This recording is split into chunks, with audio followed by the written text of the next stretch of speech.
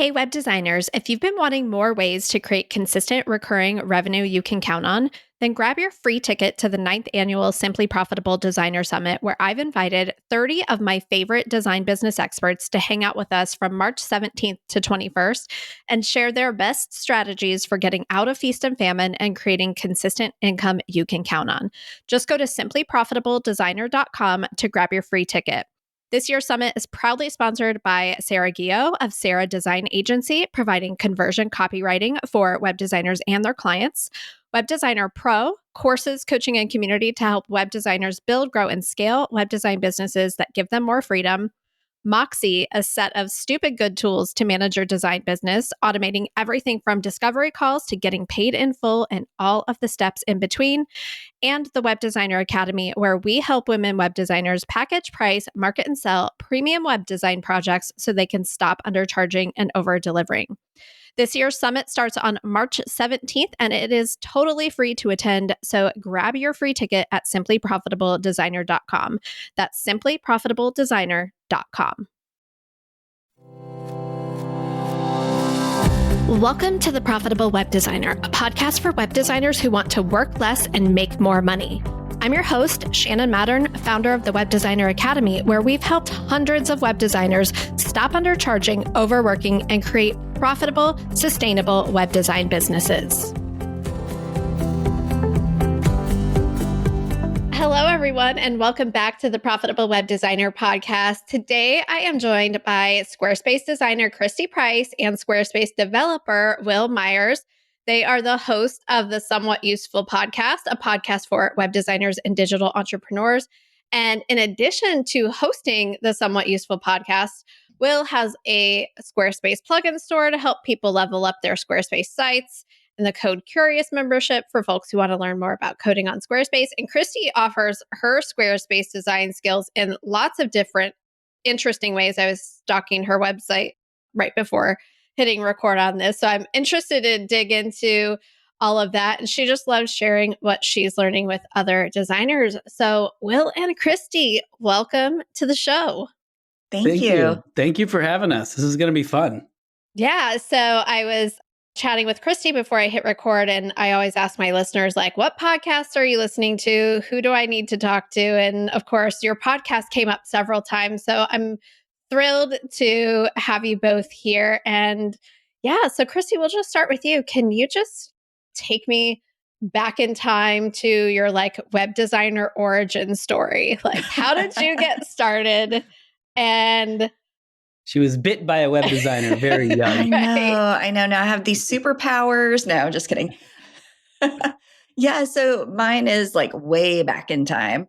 So I was actually in grad school and I was building websites for fun on the side, working on my doctorate in cognitive psychology, and had this moment where I realized I didn't want to be in academia forever. And so I left school and got a job with a startup in Austin doing web development and learned from the designers there. And really, that's what started this whole path. And it was back in the day, if you have some older folks like me listening, where we were basically creating our website inside Adobe Photoshop and using a tool to slice it into cells for tables. And so the entire website was coded like a table. Yep. Very old school way. Yeah. So I did that for years. I worked in Cold Fusion, if you remember that language, so long ago. And after lots of working for different companies and then working on my own in 2018, I pivoted to focus solely on the Squarespace platform. And that's when I went full-time working for myself. So good. You brought up Cold Fusion. I was like, that was the Macromedia back in the Dreamweaver Macromedia days. That's where I cut my teeth. Will, how about you? What's your origin story? Well, I went to school for business and I really wanted to start a business, do small business stuff. Graduated, sort of jumped into a little bit of helping some small businesses get started. One thing everyone needed was websites. So my skill set was just spinning up websites on Squarespace for people to build. And eventually me and my friend were like, hey, we could just do this as our own business. So we started doing that. as sort of a side project. That side project kind of turned into an actual business. And then I realized, hey, I'm actually in love with you. And I got married to my business partner, and we're married now. She's now my wife. And then that business kind of grew a little bit. And as that was growing and we were building more websites, more people wanted custom stuff. So I was getting into development a lot more. And I realized just in the development is like, oh, this is the stuff I love. I was staying up till like 2 a.m., just like coding stuff. And I love that. And it just sort of spiraled from there. Once I realized, oh, this is the thing I love, I focused on that more. And then I built some little plugins that would work within Squarespace. Built one, made a little money, built two, made a little more, and just sort of grew that business unintentionally, but organically. And then all of a sudden I woke up and I was like, oh, I want to focus on this. And now I'm full-time just developing stuff within Squarespace and just other websites. The development world is changing rapidly right now, as I'm sure with everything else with AI. So it's just still in a bit of a transition period, but very focused on Squarespace plugins and development. So many interesting threads I want to follow with both of what you both shared. So, Christy, for you, tell me a little bit more about like when you found Squarespace and you decided like that was your platform. What were kind of the next steps for you after being like, okay, I found this, I like it here. Then how did you move forward from there? Yeah, I bluffed my way into a job. So I love it. I realized after some experimentation that Squarespace was the platform that I wanted to focus on. And once I realized that I needed clients. So what I did was I looked around to see who was hiring Squarespace web designers. And at the time, there was a company called 60, and they would basically pair a designer with someone who needed help for an hour. So someone would come with a brief, I need help doing this on my Squarespace website. And you would screen share with them for an hour and solve their problem. So with 60, I basically said, yeah, I'm a Squarespace designer. And I was able to answer enough questions that they put me on their roster. And so what would happen is I would get this brief and I would have no idea how to fix the problem, but I would spend all day, the day before the call, figuring out how to do it. So when I hopped on the call with the client, it looked seamless and I looked like a pro. And that was really how I was learning Squarespace at the same time. So I was investing a ton of time. I mean, if you looked at how much I was getting paid for the hour, that was fine, but I wasn't getting paid for all of that time that I was putting in figuring it out ahead of time. But it was helping me grow my skill set and grow my business. And then I realized if these people have this question, other people must have it too. So I started blogging and creating blog posts. And that's really what jump-started my business was my blog. That's how people found me organically because they were Googling a question that I had a blog post and answered it. They would find me and say, she seems to know what she's doing.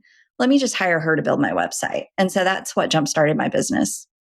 So good. Will, how about you? Very similar, actually. When I was in my transition of sort of building websites to getting more into coding, I had a very similar tact that Christy followed, which was I started just to write some stuff about coding on my blog, but no one's coming. If you just write a blog, no one comes to your blog. Like someone has to see it. Right. So I started to join these Facebook groups where people had questions. Yeah. And people would write a question, and then I would go back to my blog. I would write the answer to that question in the form of a blog post and then share that on Facebook. And did that over and just pretended like I had this, hide the publish date. And over time, that just kind of builds up, and you have this nice little blog, and you have this nice bit of brand awareness around you. And if you look at my website, I'm not like a brand heavy guy. My website doesn't look like super nice or anything, but my brand is I'm good at code. I can help you solve your coding problems. And that's what my blogs were doing. And then eventually people just sort of recognized, oh, Will Dash Myers, let's check out his website to see if there's any cool coding stuff I should learn. And then that's kind of where it is today. I've sort of built up that reputation as someone who knows code. And if you're in the Squarespace world, you should check that out. Check out that website. My story is also very similar to that, although just swapped Love Squarespace it. for WordPress. Yeah. I was freelancing, I was doing some stuff on the side. I was working at my day job and using WordPress to solve all kinds of business problems. And all day long, I'm just like in the WordPress forums, like searching, Mhm. searching, searching. And Mhm. one day I asked a question and I just got like eviscerated by that community. Like, how dare you even think that you're going to build a website if you have to ask a question? Oh, This no. dumb or something. And I was like, No. okay, well, now I'm going to like go build the place that's not going to ever happen to anyone. Mhm. Because I was Right. like, Right. that's not cool. And I didn't go build that community until later, but what that did was like, oh, it shut me down from ever wanting to ask again. I'm like, oh, I'm just going to Right. now spend hours trying to Mhm. piece through all this stuff and trial and erroring my way through. And then I was like, you know what? I don't ever want anyone to have to feel that way. Yeah. I am going to create my own training and tutorials based on everything that I've learned. And then again, it's just like, yeah, you build that, but then how do you get that in front of people? Facebook groups being Mhm. Mhm. helpful. Like, oh, I created a free training on this. I started my own community where I would like provide support to people. And I was just like, oh, it was just, I wanted to like create a safe space for people to like come ask their quote unquote Mhm. dumb questions Mhm. Yeah. Mhm. and help them. And then as that kind of progressed, people were like, I don't really want to be doing this myself. Do you offer web design Mhm. services? And I'm like, okay, Share. So that's kind of how that happened. So now we're in 2025, right? And there Still is, shocking to think that. I know it's crazy. And there are so many resources out there to teach Mhm. people how to do things. What do you see is like different now when it comes to building from the ground up and getting clients, Mhm. like as a web designer versus what's timeless? Hmm.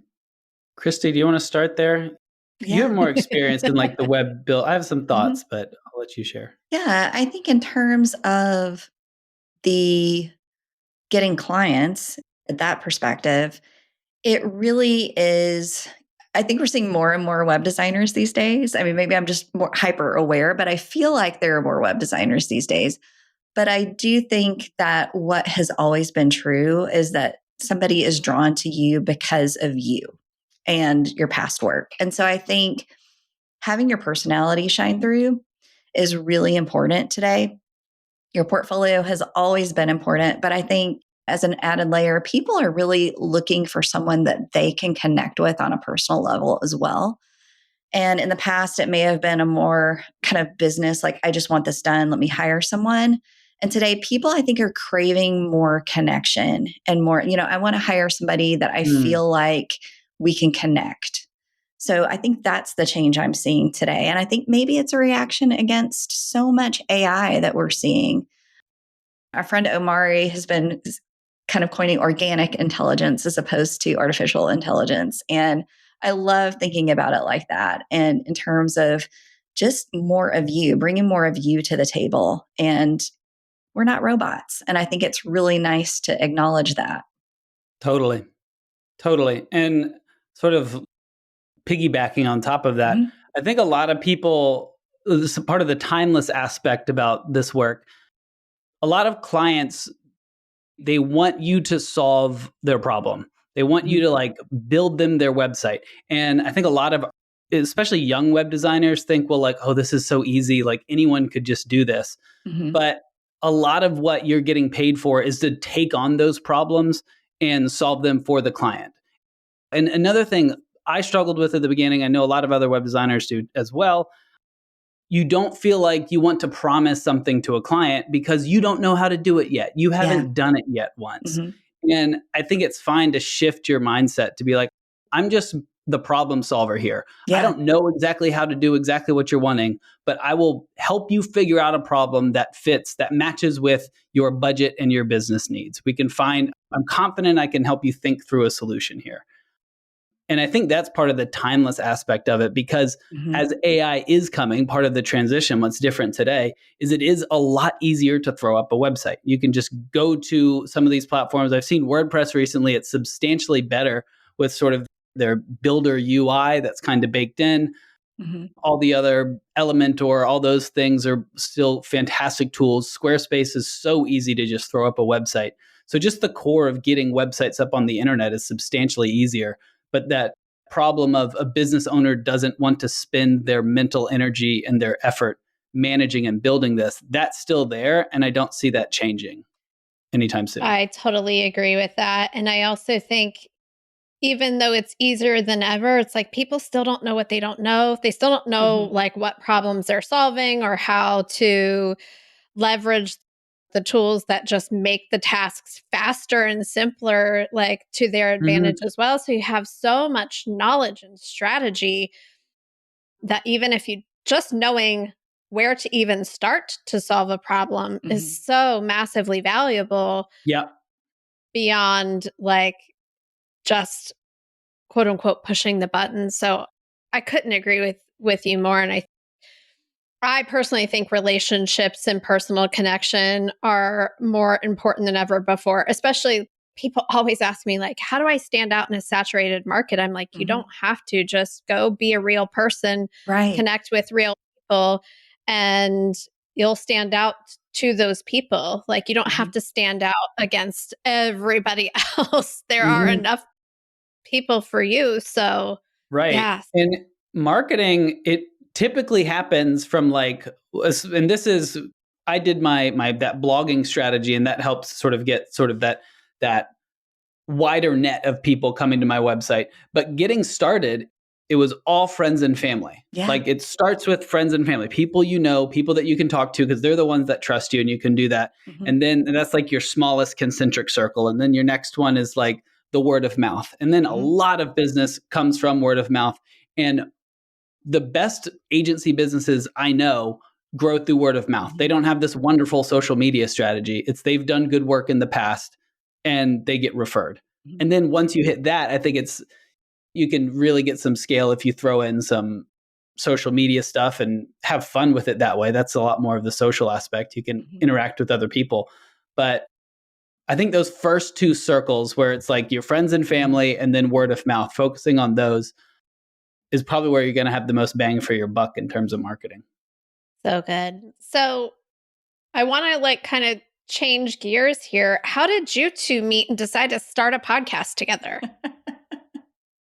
We met from a friend who was also in the Squarespace community. She was like, you two need to just like get on a Zoom and chat. She told us both multiple times before we actually did it. Yeah. She did. Yeah, she was like, you two need to be. And so we were like, okay, sure. And I had read a bunch of Christy's blogs and stuff. And so I was like, I'd okay, used Will's this is code. great. Yeah. This is great. This would be really fun. We jumped on a phone call. It was a good conversation. We were like, we should do a webinar together. And Christy does webinars like once a month often. She's got great webinars. And so I joined one of her webinars and we had a blast. And then we kept in touch and I think did it one more time. And we were like, we should do a podcast. That would be fun. Yeah. And we actually met in person shortly after that initial contact at the first Squarespace Circle Day. And so it was really neat to be able to meet in person. And yeah, after that, we were talking about ways we wanted to have fun with our business. And one of those things that we had an idea was to start doing Instagram lives. We started doing that and we called it Squarespace Shenanigans. And that was pretty short lived because I can't spell shenanigans correctly on a regular basis. And we couldn't use the name Squarespace in our title anyway. So it kind of morphed into a podcast that we call Somewhat Useful because we didn't want to overpromise. Somewhat useful. Take Somewhat it or useful. leave it.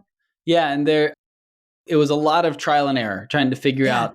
We knew we wanted to do something together. And we're both of that just entrepreneurial mindset where it's like, well, let's just jump in and try something. We don't need this huge plan to get started. Let's just jump in and try something, see what works. We experimented with a couple things until we landed on a podcast, and that's been great. So you mentioned talking about ways you wanted to have more fun in your business. Mhm. What Mhm. precipitated that desire Mm. to create more fun in your business? I think for me, I've kind of always had that mindset. Like, if I'm going to be my own boss, I get to have fun. And why would I do things that aren't fun for me? And I'm going to be the best boss ever. So that's always been my mindset since I started working for myself full time. And I actually model a lot of it on a boss that I had early on. His name was Matt. And I remember working on a project and I was just head down working on this project. And he came over, he was like, "It's awesome. It's done." And I'm like, "Matt, it's not done." He was like, "You are 80%. It's awesome. Go home. You're done." And I was like, 80% rule. I like this because I could have kept going and working, and it might have gotten 1% better after days and Mhm. days.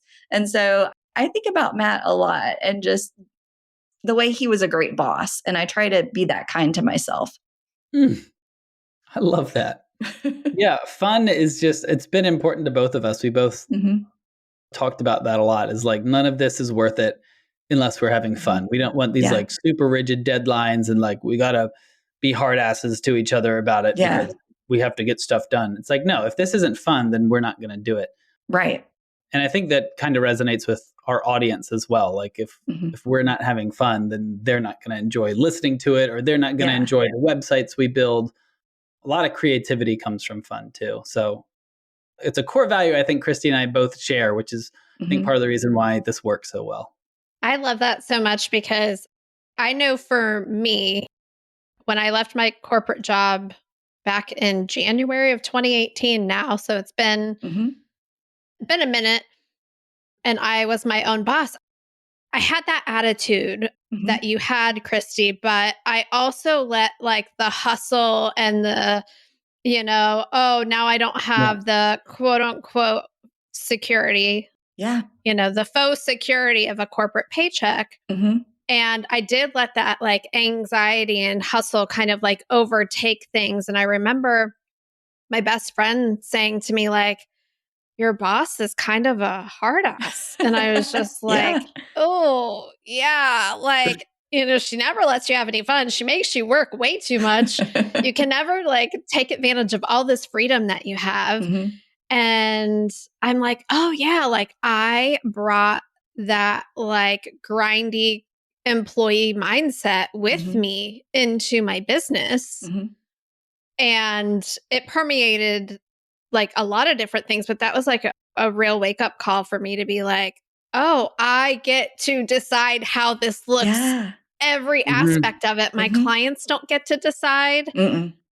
I get to decide all of this. And I think so Yeah. many of our listeners Hmm. forget that they have the total freedom to run their businesses the way they want and have Yeah. fun and be creative and all of that. So, Right. I think a lot of that comes from just like a mistrust of yourself when you're getting started. Hmm. You just don't trust Yeah. yourself to know what are the parts of my business I should be focusing Hmm. on. Like I'm enjoying this, but I really need to do that. So should I Hmm.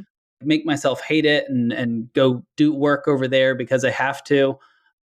I think it's because I remember doing the same thing and I don't begrudge myself for working hard and grinding at the beginning, Hmm. but at the same time you have to like if that's all you're doing, if you hate your job, that's going to come out in your work. You're not going to do good work and you're not going to enjoy your business. So you do have to find a balance.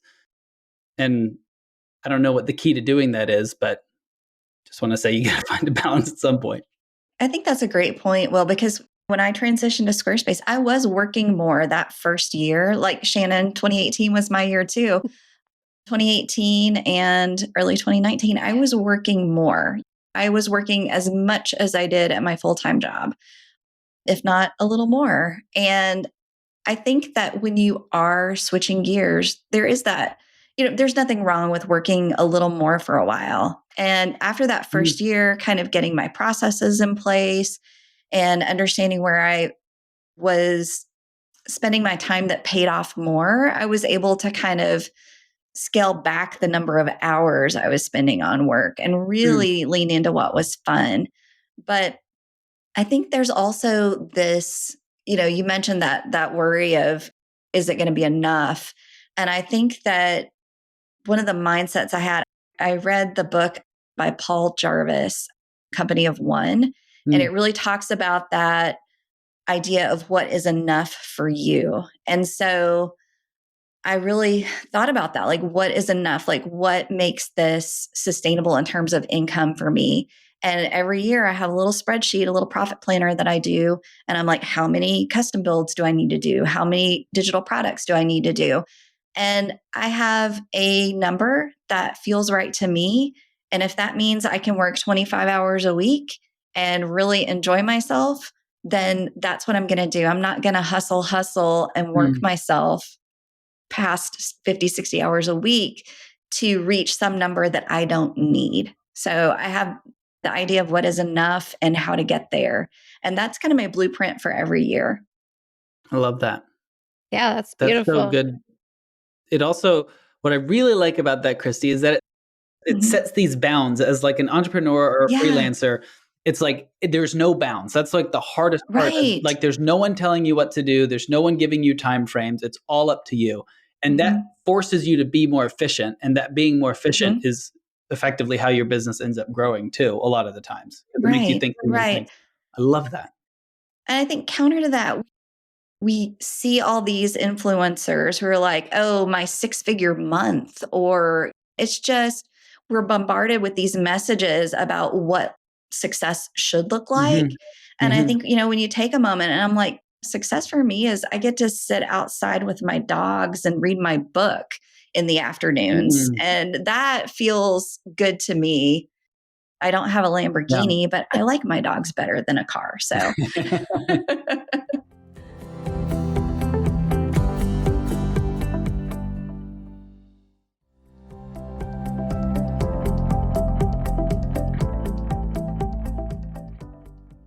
I love how you plan that out and structure it. And it's mhm. like, because at what cost, right? It almost goes back to Right. like the 80, Mm. it's 80% done. I could Mhm. spend this much more effort for a 1% improvement. Right. And you can hustle to make a lot more money. But Mhm. how much more is that improving your quality of life, Right. Hmm. your relationships, Mhm. your mission, your Mhm. values, what you're here for? And Mhm. so that's a beautiful perspective. And I'd love Mm. to talk more with both of you about your business structures, because I think Mhm. that's a perfect segue into, you're like, okay, I have this vision. Mhm. Here's what I want my life to look like. I want to chill with my dogs and not like feel like rushed or Yeah. stressed out, or like I can't do the things that I'm here to do, that I like created this life to do. Mhm. How is your business structured, Mm. and how did you like intentionally design that to support this life that you want? Hmm. I can start with You wanna that start? one. Yeah. Sure. So I talked about my profit planner that I do kind of to plan for the next year every year. And part of that is I mentioned like how many custom builds I want to do. And I'll go ahead and put those on the calendar. So I know what dates, I typically build in 2-week blocks for most of those. They're like 7-page websites. About 2 weeks build is perfect. And I don't like to overlap projects because that makes me feel stressed out. So I have a plan for when those are happening.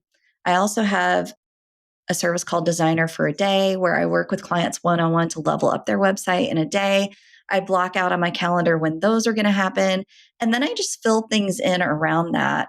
And what the rest of that looks like for me has been changing every year, because last year for me, the big change was I stopped writing as many blogs and I spent a lot more time creating YouTube content, because I realized that's where I would get more traction and get more people on my email list and get people into my ecosystem. So every year it looks a little different. For me this year, it's going to be continuing to work on my YouTube channel, because that has been really fun and I'm seeing it start to pay off.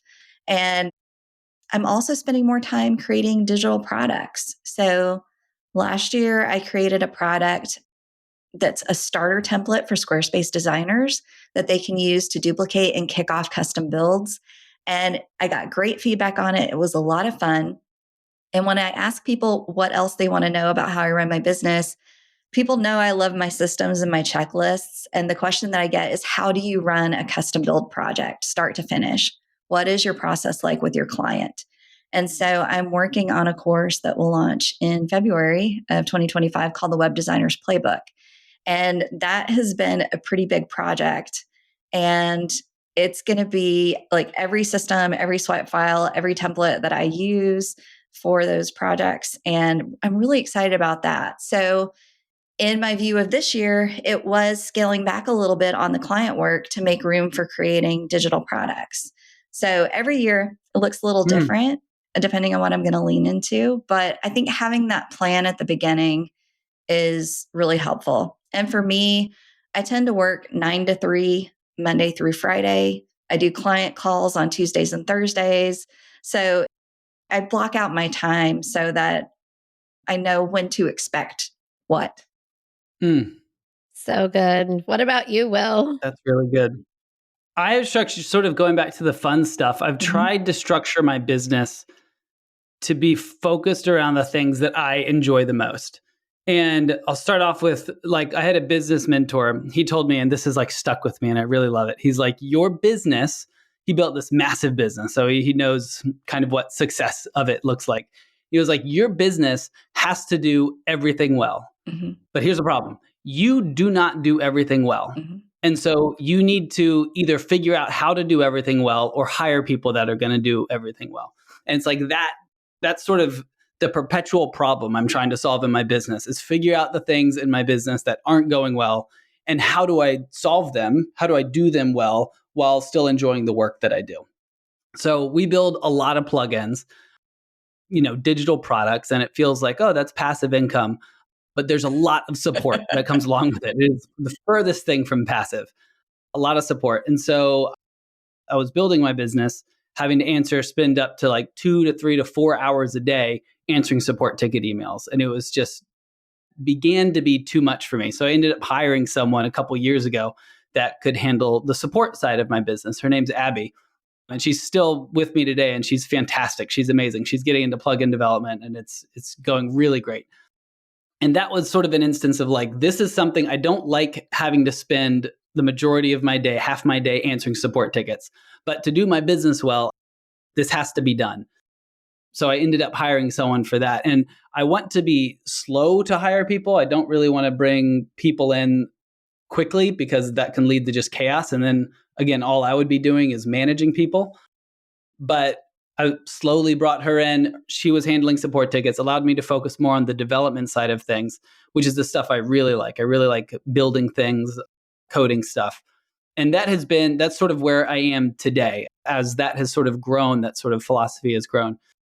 I spend the majority of my day developing, either building something new, troubleshooting something that needs some development, and then the other part that's big today is just the marketing. So being sort of the front face of everything, whether that's like Christy, less of blogs these days, but more of like creating YouTube videos, sharing things on social media, right? I have a newsletter list, and so sharing things in that. So focusing on those. And those are the things I really enjoy. And I've been running this business for 5-6 years now. And I feel like just now is a point where I'm really getting into it and loving every aspect of the business that I'm doing. And it's still a lot. I'm still, oftentimes I'll be up till like midnight, 2 a.m. But I love what I'm doing. That part doesn't feel like work. I'm really building something new or creating something, and it's fun. So I don't know if that answered the question about that. I don't know if that's what you're going for business structure, but that's where I rambled can on relate to so much of what you both said in terms of, with Christy, I also time block and plan out my time. And I always say Mondays and mornings are mine. I won't schedule any meetings on Mondays. Mornings are my time to do the things that I love to do the most, because my brain is like on fire in the morning and I have my most creative, fun ideas. And that's where I'm doing, like what Will said, like the things that I love the most, the creative, fun things. And really, I'm at this place of, I'm sure you two can relate as web designers and problem solvers. And I think you said this earlier. It's like, oh, Christy, you were like, I bluffed my way into this. And Will said, Yeah. I'm like, I can figure out anything. We all Mhm. believe we can figure out anything. There's Mhm. probably not a problem that you cannot figure out a way to solve. And that Mhm. can be my own personal Achilles heel as a business owner, Yes. because Yeah, I'm like, totally. of course, Totally. I can do all of the things. I don't Mhm. know how to do that. I'll figure out how to do that. I'll be the one to do that.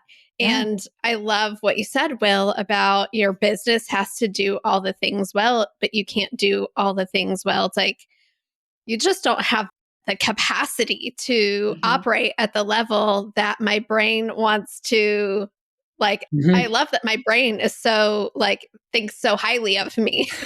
And there's not enough hours in the day for me to do all of those things. So Right.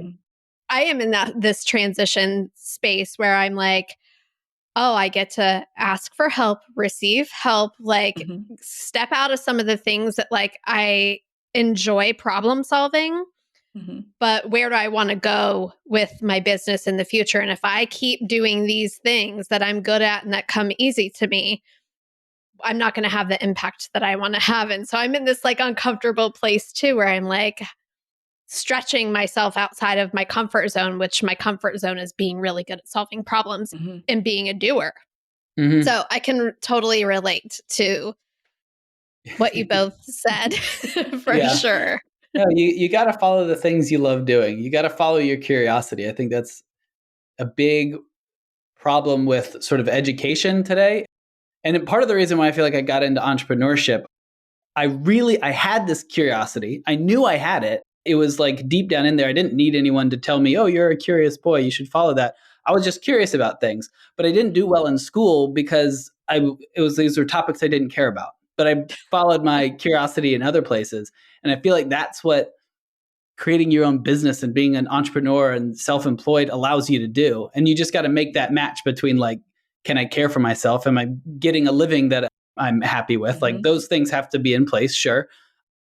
But if you can do that, then follow your curiosity. I don't think there's a better gift in life than being able to do that. So good.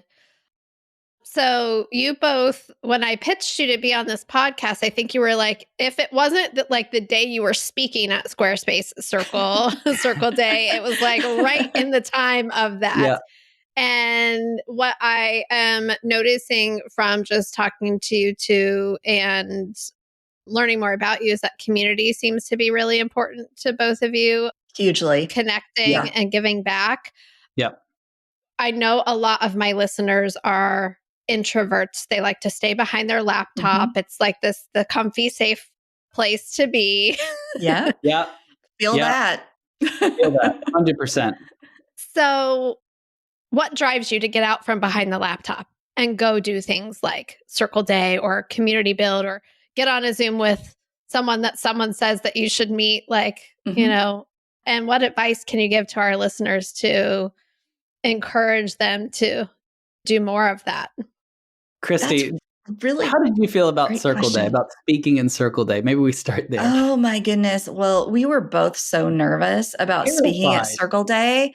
It was Yeah. just like we practiced so much. It was ridiculous. It was absurd, Yeah, the amount. We would probably practice 3 hours a week for 12 weeks, 3, 4 hours a yeah, week, like, yeah, together, not to mention yeah. just, like, as you're in the Right. car As you're driving driving. or as you're on Yes. a run or something, Yeah. like, it's perpetually in the back of your mind. And then when we were up there, we had practiced and it always went long when we practiced. And then when we were on stage, we forgot like half the things we were going to say. So I think we definitely, when you're like those introverts, it's hard. Yes, we feel that. I remember just the first Circle Day and how nervous I was about showing up to these people that I kind of maybe knew online Mhm. and just being there in person. And beforehand, like I almost didn't go. I don't know if we talked about that, Will, but I'm like, I oh, didn't know that. It's going to be so hard meeting these Mhm. people. But I think when you do put yourself out there, you realize just how amazing the community is and you find your people.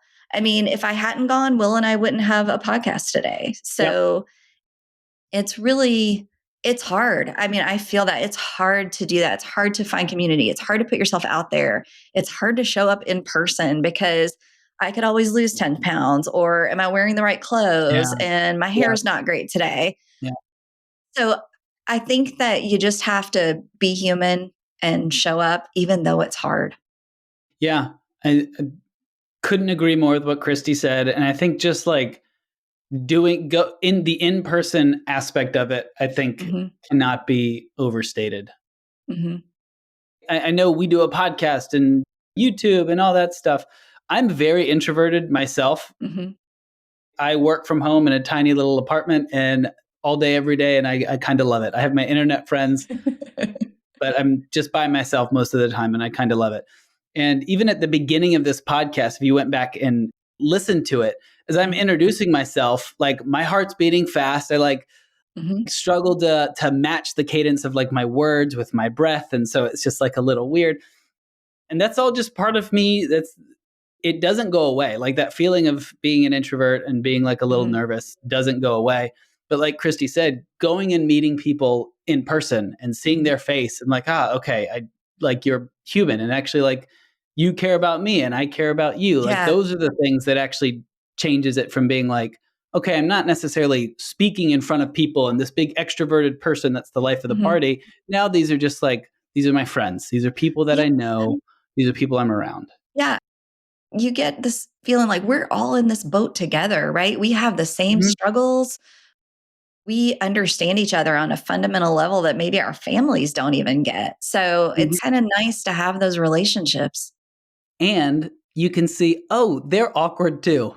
They're just as awkward as me. As I'm standing there having a conversation, like it goes silent, and we're just like, Yeah. what should we talk about next? Like Yeah. they're just as guilty of that as I am. So it's Yep. very humanizing in that It respect. is. Yeah, we're all so weird. It's like a lovely party of weirdos. It's awesome. Yeah. I resonate so much with what you both said in terms of Christy, like you saying, oh, I had this event to go to and I almost didn't go Mhm. because of Mhm. like worrying about what other people are going to think, or just even Mhm. this is like the 130th something episode of this podcast. And Oh, Yeah. before every guest, I feel the same way Will described to Mhm. feeling like Mhm. my hands are a little sweaty. I'm Mhm. nervous to meet a new person. Mhm. Mhm.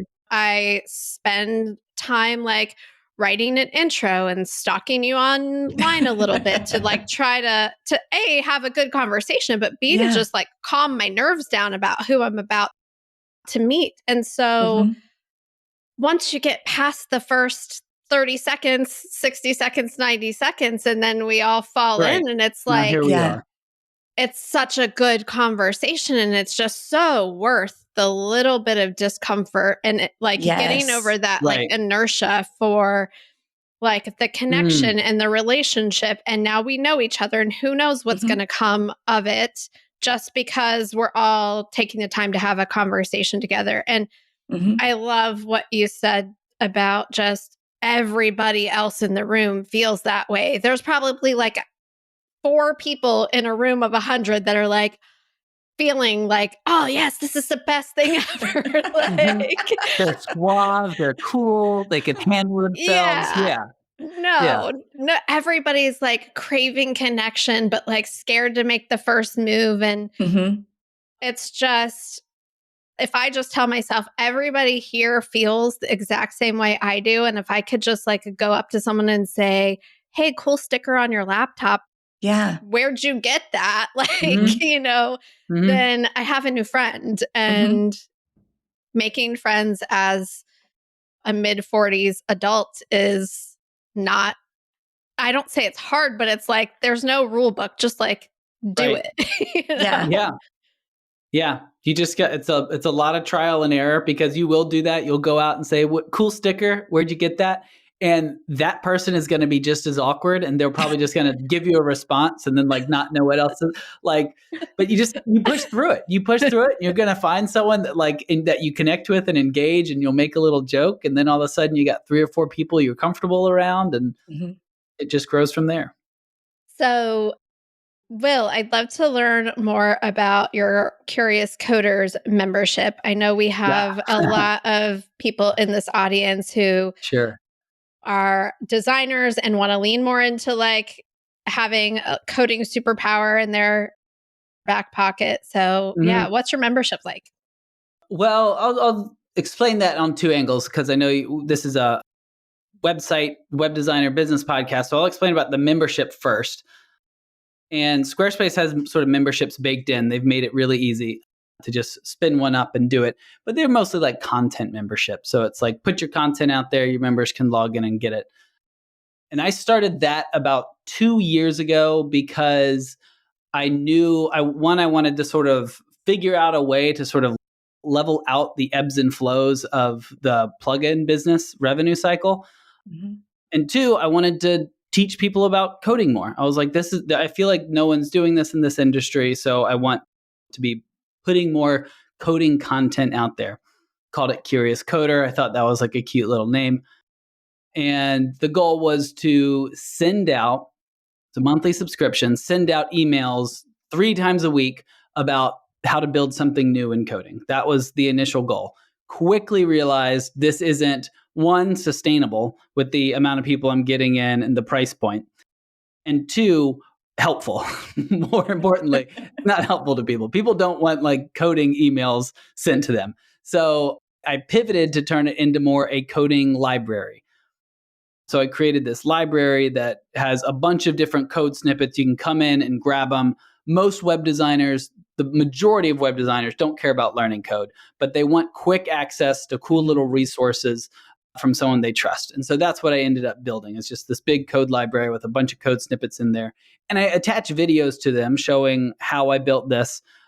Some of them, most of them, not all of them. And I give you the code. So if you're curious, you can kind of like noodle through and kind of learn something new. And then recently, with the advent of AI, I've built a web app that kind of accompanies all this. So it has a list, it's a library of all the different CSS selectors for the different blocks and sections and page types and all that within Squarespace. And this is like a full build, full stack custom app. So I've been sort of noodling in that area as well, providing that to the members as well. So it's kind of been all over the place. It's hard for me to quickly and succinctly Well, describe what it is, but that's what it is. so I've been a member since the Mhm. beginning, and the way I use it is kind of twofold. One is that when I'm working on custom projects, I'm often like, how can I level this up and make it look like it's not a Squarespace website? And so what I'll do is I'll hop into Will's code snippets or this new app he's built, and I'll just kind of scroll through and be like, oh, for my FAQ section, I could style it like this. All I have to do is copy and paste the code, and it looks totally different. So that's one way I use it. And the other is that he has a Slack channel for his Right. members too. Yeah. And that is hugely useful when you need some support from the community. So those have both been really helpful for my design business. Thank you. Thank you for Mhm. saying that. I love that. You're Yeah, the like, Slack so community has been good too. Will helps you do custom design way faster, it sounds like. Mhm. Yeah. Yeah. Yeah. Yeah. And sometimes I don't even know what I'm looking for until I get in there. I'm like, oh, that looks really cool. Let me do that. Mhm. That's awesome. Yeah, it's like an inspiration library, I guess, as well. Mhm. So before we wrap up, because I could talk to you too for another 45 minutes. It's been so fun. I can't believe we're This is fun. already almost at as far as we are. Tell me, what is the podcast about and who is it for and who should listen? So it's called Somewhat Useful. It's a podcast for digital entrepreneurs, but mostly Squarespace designers. So if you're a Squarespace designer, we really dive deep into the platform, and you'll recognize the names of most of our guests that we have on. Well, what else? Yeah, it's for, I mean, it's mostly for Squarespace designers, but the topics we hit is a lot more higher level about just the web design Mhm. industry and how web designers build businesses and interact. And, Mhm. we're not necessarily like teaching. I mean, this is somewhat useful. Mhm. There's a lot of banter at the beginning where we're just like complaining about something or saying, oh, this is a cool tool we found, or like, this is kind of frustrating how we have to deal with this. Or like, how do you talk Mhm. to your spouse about this? It's just kind of like stuff like that. Just anyone who's in the web design industry can kind of pop in and get a little something, I think, from it. But it's all somewhat useful. Don't send us emails saying Yeah, I we're thought this setting a was going to low be useful. bar, Very somewhat useful. So I have one more question that I ask everyone that comes on this show. And I'd love to hear from both of you on this. Christy, we'll start with you, put you on the spot first. Mhm. But what belief about yourself did you have to change to get to where you are today? Oh, Ooh, that is a great question. I could answer this immediately. Yeah. Well, we'll go for it. Go ahead. Can I Yeah. go? Give, Can I give go Christy first? Yeah. some time. It's and I don't, again, I'm probably going to ramble, but it's this feeling that it's like the people pleasing side of me. Mhm. And like I said, your business has to do everything well, but you don't do everything well. That's the part that I don't do well. I'm very much a people pleaser. And so I over index on wanting to do exactly what they want instead of building a Mhm. business that works for me and ultimately better for them, because a lot of time I take on responsibility that I shouldn't be doing and not teaching them how to handle stuff on their own website or development. And I'm still in the transition period of figuring out what is that balance between being a good owner to my business and being sort of a people pleaser, like, because I don't want to lose that part of myself, that Mhm. that is part of me. And I think people pleasing is very much like a pejorative, but I think there's part of it that I don't want to lose. Like, I like being relatable to people, I like connecting with Mhm. people and making them laugh and helping them out and doing stuff for them. But if it's taken too far, like anything, it can be bad. And so I'm trying to figure out, that's the part that I'm trying to change in myself, is like, how do I modulate that a little bit to be a better business owner and to just be a little bit better to everyone else around me. I know I so love many of that. our listeners can relate to that. We talk about that a lot on the show about, how do you delight your clients without over delivering? Like, Yeah. how do you delight Mhm. them, like, not at your own expense, but how do you put yourself in business first? And I'm putting that in quotes without feeling like you're just a total jerk to everybody else. So Mhm. that's Right. definitely something that Yeah. we talk about a lot here on the Profitable Web Designer Yeah. podcast. I So, love it. Yeah. Yeah. so you've had some time to think, Christy. Yeah, no, I think for me, it's letting go of this feeling that I need to show up perfectly. Mm, So I mentioned YouTube. So YouTube was a big part of my business last year, trying to grow my YouTube channel. And I had tried it before and I really, really struggled because I don't always say everything 100% correctly. I'll realize I misspoke, or maybe this transition I did wasn't great, or oh, there are a billion ways to make this video so much better.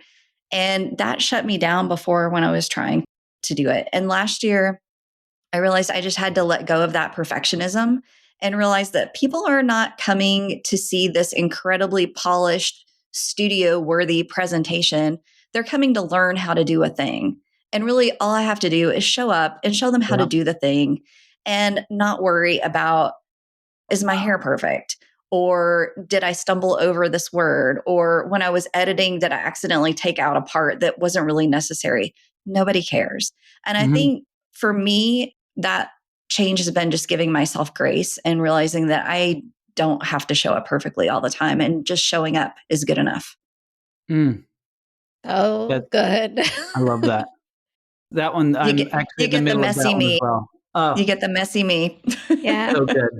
I can Yeah. so relate to everything you said too. Mhm. I was trying to do reels. I'm Mhm. not even a consumer of Instagram content. Yeah.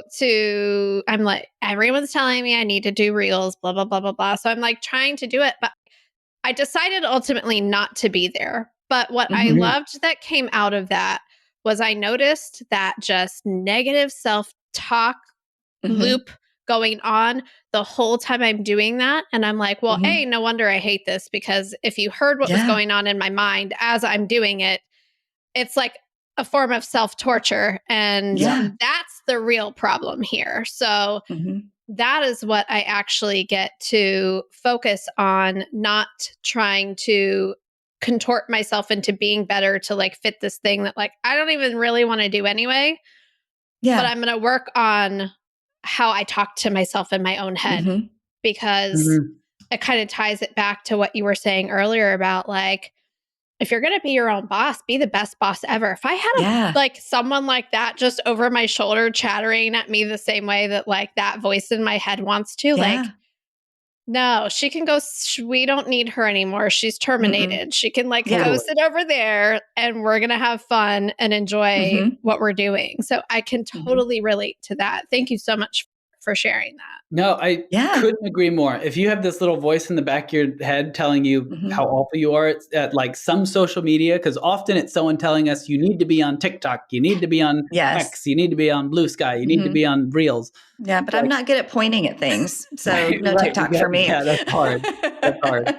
But you're right. You have that little voice in the back of your head and just stop. You do not have to do it. You do not have to do Mhm. it. And maybe you'll get in a mindset where you kind of enjoy it and maybe you'll get back into it later and that would be great. But totally Yeah. with you. If you're doing that to yourself, take a break. Don't jump in. Mhm. Lean into the fun. Lean into the Yeah. fun. Lean into the fun. And connection and Mhm. community. And Mhm. Will and Mhm. Christy, thank you so, so much for being here. It has been a pleasure talking to both of you. Christy, can you share where people can connect with you and learn more about you? And then Will, I'll have you share where people can connect with you. Yeah, my website is christyprice.com. You can find me there, and there are links to all my socials there as well. And my website is Will Myers, either spelled out or with a dash. I got both domains. And my Instagram is Will Myers as well. So you can just find me on either one of those. Shannon, thank you so Amazing. much for having Thank us. you, Shannon. This has been great. Love this conversation. You two are so welcome. And everyone go to somewhatusefulpodcast.com so you can check out the show and follow it and listen in on some somewhat useful stuff from Christy and Will. Love it. Love it. Thanks again. Thanks so Thank much, you. everyone. We'll see you back here next week. If you're listening to this episode and you're a woman web designer who has been working with clients for at least a year, is ready to stop undercharging and over-delivering, and wants a step-by-step roadmap for how to confidently sell your services at the prices you really want to be charging without overworking, feeling like an imposter, or like you're ripping it off your clients, then join me live on Saturday, March 22nd at noon Eastern, and I'll take you behind the scenes of the business processes we teach inside of our Web Designer Academy coaching program and show you exactly what might be missing from your sales process that's keeping you hustling and under earning. Just go to webdesigneracademy.com/roadmap and enter your name and email address to grab your free spot in this live training. That's webdesigneracademy.com/roadmap. This podcast is part of the Sound Advice FM network. Sound Advice FM, women's voices amplified.